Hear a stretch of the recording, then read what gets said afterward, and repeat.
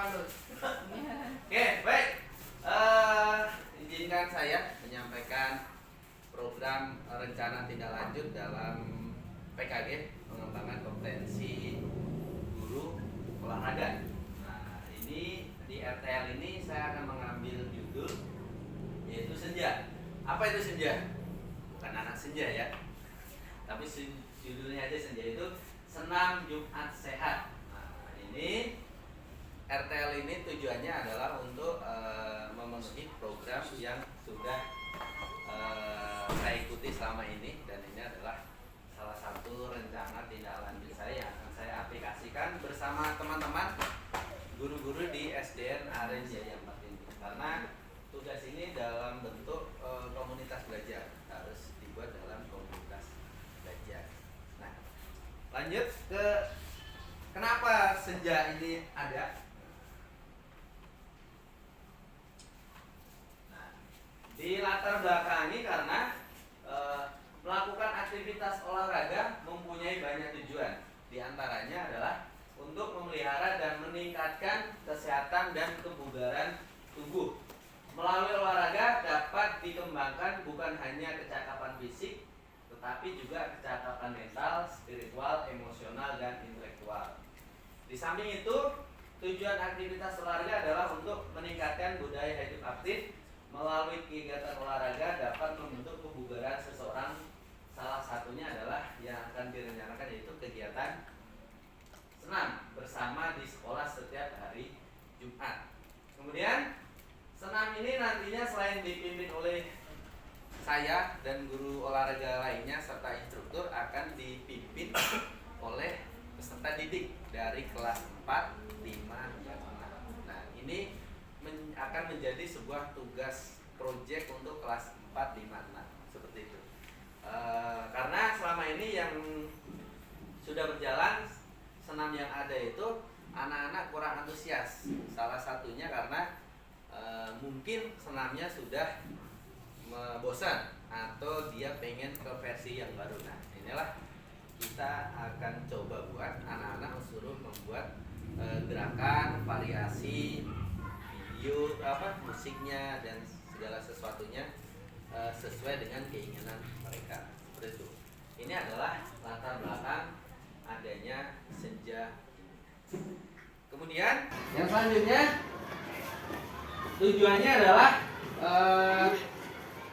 semuanya adalah mempromosikan budaya hidup aktif. Jadi anak-anak itu aktif bergerak, ya, aktif berolahraga, kemudian untuk memelihara dan meningkatkan kesehatan dan kebugaran tubuh, meningkatkan kecakapan fisik, mental, spiritual, emosional, dan intelektual. Karena dengan senam itu ya istilahnya sehat badannya, sehat jiwanya, sehat raganya, ya. Jadi nggak cuma jasmaninya saja. Kemudian menumbuhkan sikap mandiri, kolaboratif, dan berpikir kritis serta bertanggung jawab. Ini kaitannya dengan tugas proyek.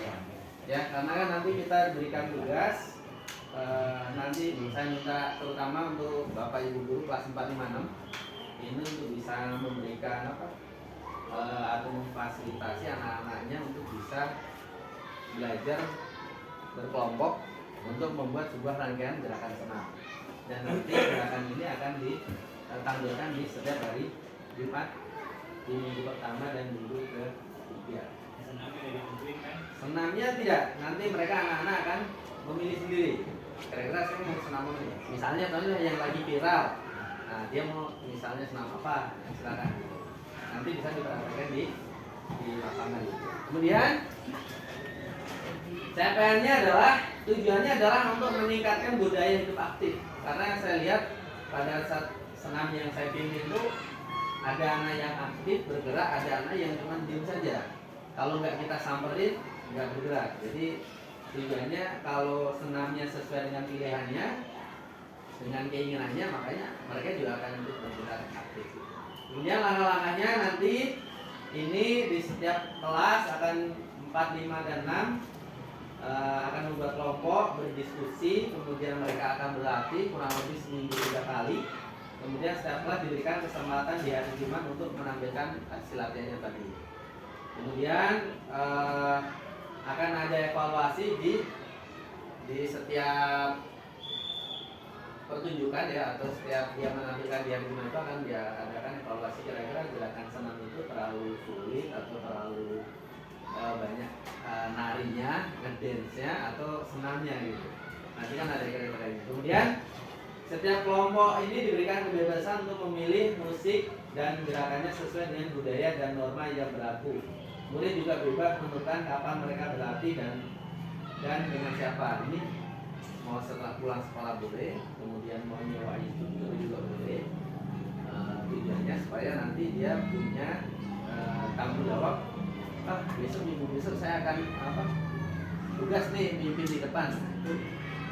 Mereka akan bersungguh-sungguh untuk menjalankan. Kemudian peran kita sebagai guru pembimbing, fasilitator dan pembina murid dan murid sebagai pelaku utama yang mana bertanggung jawab penuh atas pelaksanaan kegiatan ini. Jadi kita sebagai guru hanya sebagai fasilitator dan pembimbing saja, memberikan arahan dan masukan. Kemudian struktur program ini dan mitranya ini adalah program ini melibatkan peserta didik kelas 4, 5, dan 6 sebagai pelaku utama pembuatan program Jum Sehat. Program ini akan dilaksanakan pada hari Jumat pada minggu pertama dan minggu ketiga di setiap bulannya, karena minggu 2 dan 4 adalah sekolah Tuhan. Perannya dari kita yang ada di sekolah itu, kepala sekolah sebagai penanggung jawab utama, ketua program ini nanti saya dan Pak Aep, kemudian koordinatornya Bapak Ibu wali kelas 4, 5, dan 6. Kemudian mitranya ini seluruh warga sekolah, karena ini akan berkontribusi untuk menyukseskan kegiatan Jum Sehat ini.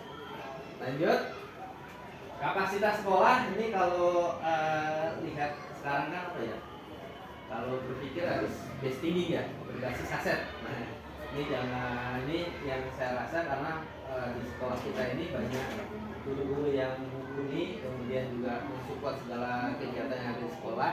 Jadi saya masukkan ini aset manusia. Kemudian fisiknya, sekolah ini walaupun kalau hujan banjir, tapi saya merasa lapangannya ini cukup luas untuk mendukung kegiatan Jum Sehat ini. Kemudian sosial ya, hubungan kita dengan warga sekolah dan orang tua pun juga cukup baik. Jadi ini akan menjadi juga aset sekolah untuk kegiatan Jum Sehat ini. Dan aset politik, kebijakan kepala sekolah itu selalu mendukung kegiatan kita. Jadi saya rasa ini menjadi aset yang perlu dikembangkan juga. Lanjut, evaluasi. Rencana evaluasi ini nanti akan disampaikan, tadi saya bilang, pada saat nanti akan ada wawancara dengan guru dan murid juga, kemudian mengumpulkan umpan balik dari murid terkait kegiatan Jum Sehat. Kemudian adanya refleksi guru, wawancara guru terhadap perencanaan, pelaksanaan dan pengelolaan pembelajaran. Kemudian evaluasi kinerja tim. Nanti dari kita ini selaku ketua dan koordinator. Kemudian pengembangan, perbaikan dan perubahan ini nanti juga akan diberikan pada saat adanya evaluasi. Selanjutnya dalam program ini pasti nanti akan ada tantangan ya.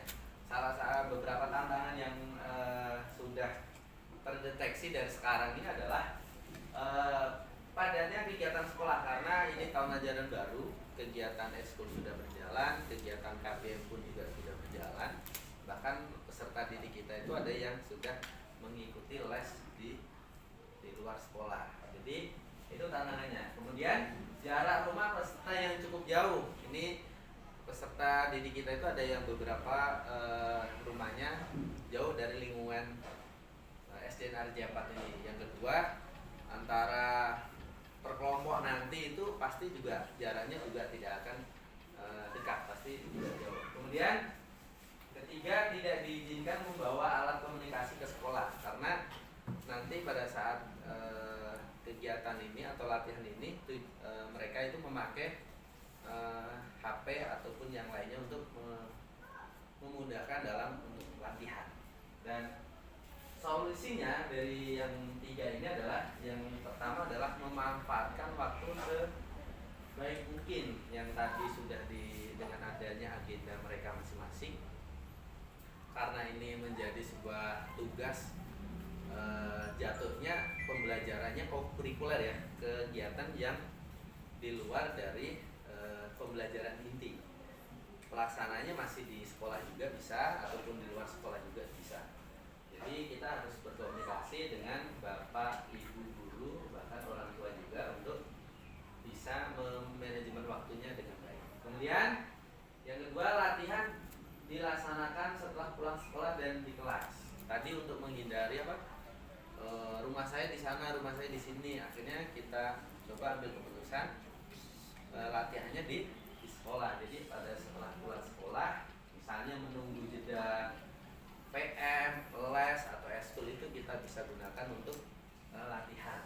Kemudian yang ketiga, pada sesi latihan jika anak-anak tidak diberikan membawa HP ke sekolah, maka kita coba akan fasilitasi Chromebook yang ada di sekolah, karena sekolah kita mempunyai Chromebook yang cukup banyak dan sound system pun juga ada, makanya kita akan memberikan fasilitas kepada mereka.